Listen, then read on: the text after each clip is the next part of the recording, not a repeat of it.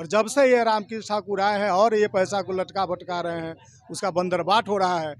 विश्वविद्यालय रजिस्ट्रार और vice chancellor प्रबंधक से मिलके और गोलमाल करके चाहता है जो पैसा का बंदरबाट हो जाए। एक तो अनुदान सरकार से लेट आती है, वह अनुदान आने के बाद भी 6-6 महीना साल भर विश्वविद्यालय उसको घुमाना शुरू कर देती है। 14 की राशि 21-22 में आई है, 6 महीने से यह पड़ा हुआ है। चाहे जो मजबूरी हो, हमारी मांगे पूरी हो, चाहे जो मजबूरी हो। आज आप लोग धरना पे बैठे हैं। वित्त रहित शिक्षकों का ये धरना है और विश्वविद्यालय से कई मांग है और एक प्रमुख मांग जो जानकारी मिली कि काफ़ी समय से पेमेंट नहीं हुआ है शिक्षकों को। इसके विषय में क्या कहना है सर? मेरा ये कहना है जो विश्वविद्यालय 20 तक के पैसा रिलीज कर दिया, लेकिन 14-15 तक ही पैसे बटे हैं। उसके बाद विश्वविद्यालय रजिस्ट्रार और वाइस चांसलर प्रबंधक से मिलके और गोलमाल करके चाहता है जो पैसा का बंदरबाट हो जाए, और इसीलिए पैसा नहीं बट रहा है। शिक्षक और शिक्षकेतर कर्मचारी, कितने शिक्षक और शिक्षकेतर कर्मचारी मर चुके, उसके बाद भी पैसे का नहीं वितरण हो रहा है। मेरा यह धरना स्थल से मेरा डिमांड है जो अविलंब इसको, अगर विश्वविद्यालय को अगर दिक्कत अगर हो रही है तो प्रबंध समिति, क्योंकि करोड़ों रुपए सरकार इस पर अनुदान दे रही है, तो क्यों नहीं विश्वविद्यालय अपने स्तर से एक कमेटी बनवा के पैसे का वितरण करवा दे रही है। अगर प्रबंधक द्वारा कहीं से कोई गड़बड़ी हो रहा है तो विश्वविद्यालय अपने स्तर से एक कमेटी का निर्माण करे और वह कमेटी से कम शिक्षक और शिक्षकेतर कर्मचारी को पैसा का वितरण करा दे। यहाँ तक जब सरकार का चिट्ठी है जो 70% इंटरनल स्रोत से भी पैसे देना है शिक्षकों को, लेकिन 70 नया पैसा प्रबंधक लोग अब नहीं दे रहे हैं और सब खा जा रहा है। और जबकि सरकार का बार चिट्ठी आ रहा है जो भी हो विश्वविद्यालय को सुनिश्चित करना है 70% भी और अनुदान की राशि को बंटवाने, लेकिन अभी तक ऐसा नहीं कर रहा है।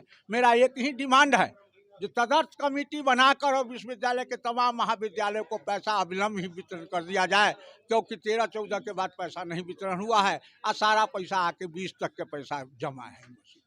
मेरा नाम डॉक्टर अशोक कुमार हुआ, मैं रामश्रेष्ठ सिंह कॉलेज चौथा से HOD फिजिक्स। पत्रकार बंधु, बहुत बहुत आपका स्वागत, आपकी हार्दिक बधाई कि हमारे दर्द की जानकारी लेने आप पहुंचे हैं। हम लोगों का सीधा कहना है विश्वविद्यालय प्रशासन से कि अनुदान पहली बार नहीं बट रही है। 2008 से ही संकल्प के साथ जो गैर योजनाबद्ध की यह राशि है जो वित्त रहित शिक्षक को दी जाती है, जितने भी एफिलिएटेड कॉलेज में कार्यरत शिक्षक हैं। उसके बाद 14 की राशि 21-22 में आई है, 6 महीने से यह पड़ा हुआ है। प्रत्येक कॉलेज के लगभग 2, 4, 5, 6, 7, 8, 9, 10 ऐसे कर्मचारी मर रहे हैं और दवा के अभाव में मर चुके हैं लोग। परिवार की उनकी हालत बहुत ही नाजुक है, बहुत ख़राब है। यही बताइए कि यहाँ जितने भी सरकारी कॉलेज के जो शिक्षक हैं उनकी राशि प्रति माह उनको मिल रही है 1 लाख 1.5 लाख जो बनता है, और हमारी यह जो राशि छोटी सी राशि है वह 6 महीने से विश्वविद्यालय में पड़ी है, लेकिन जू तक नहीं रेंग रही है हमारे विश्वविद्यालय प्रशासन को। और जब से ये रामकृष्ण ठाकुर आए हैं और ये पैसा को लटका भटका रहे हैं, उसका बंदरबाट हो रहा है। यह 70% राशि जो आंतरिक स्रोत से कॉलेज की है या उन्हीं को देना है जो उस स्वीकृत पद के आलोच में कार्यरत है, और वह 70% और अनुदान की राशि दोनों उन्हीं को मिलना है, लेकिन कॉलेज के प्रशासन द्वारा उसका भी बंदरबाट हो रहा है।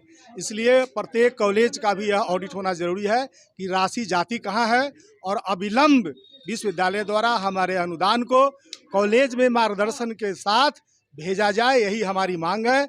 नहीं तो हम लोग अब अंतिम चरण में पहुंचेंगे।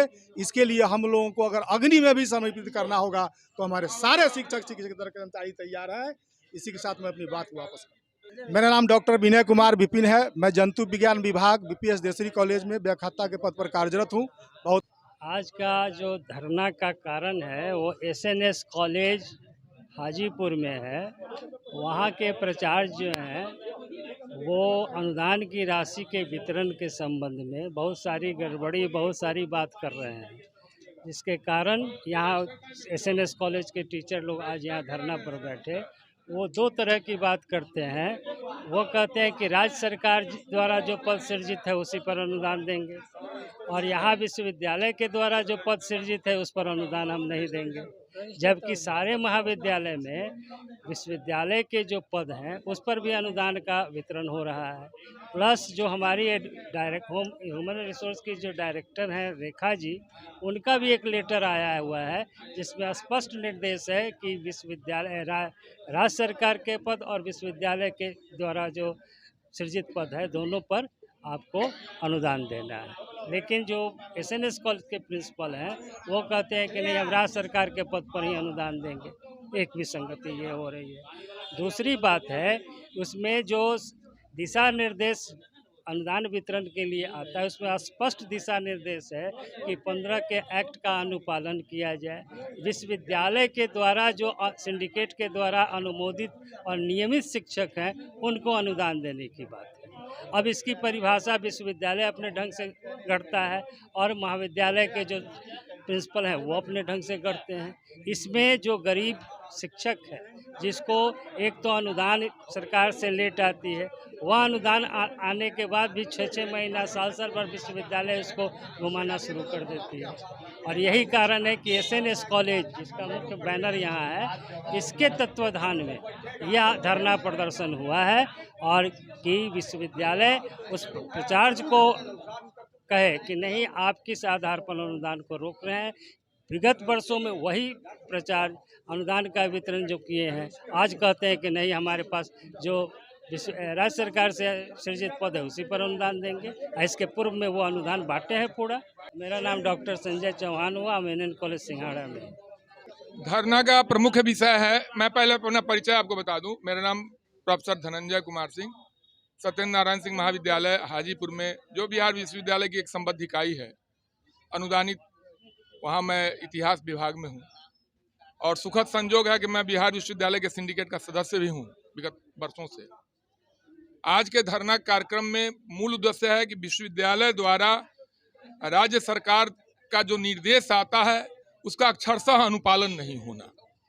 और दूसरा मुद्दा है कि कुछ एक महाविद्यालय, सभी महाविद्यालयों में ऐसी स्थिति नहीं है, लेकिन कुछ एक महाविद्यालयों में ऐसी स्थिति जरूर है जहाँ के प्राचार्य बिल्कुल निरंकुश हो गए हैं, शासी निकाय बिल्कुल निरंकुश है, एडहॉक कमेटी बिल्कुल निरंकुश है, और वो अपने हिसाब से जो अनुदान की राशि गई भी है, आई भी है, उस कॉलेज का अलॉटमेंट उसको बांट नहीं रही। मैं जिस महाविद्यालय से आता हूं, अब आप सोच सकते हैं कि 1 वर्ष से अनुदान की राशि विश्वविद्यालय में पड़ी है। वो व्यक्ति न समय से उपयोगिता प्रमाण पत्र देता है। मर्जी है कि एक मिनिमम शिक्षक, एक डेली वेजेज मजदूर का कितना है, 300 समथिंग रुपए है, 400 कुछ हो गया। आज की तारीख में एक बौद्धिक वर्ग का आदमी 12,000 रुपया पाता है मासिक। इसी पर अपना पेट भी पालना है, बच्चों को पढ़ाना भी है, अपने माता पिता की सेवा भी करनी है। तमाम समस्याएं खड़ी हैं सामने। जब सरकार हमारा पैसा भेज दे रहा है समय से, तो फिर हमारे पैसे को अब बांट क्यों नहीं रहे?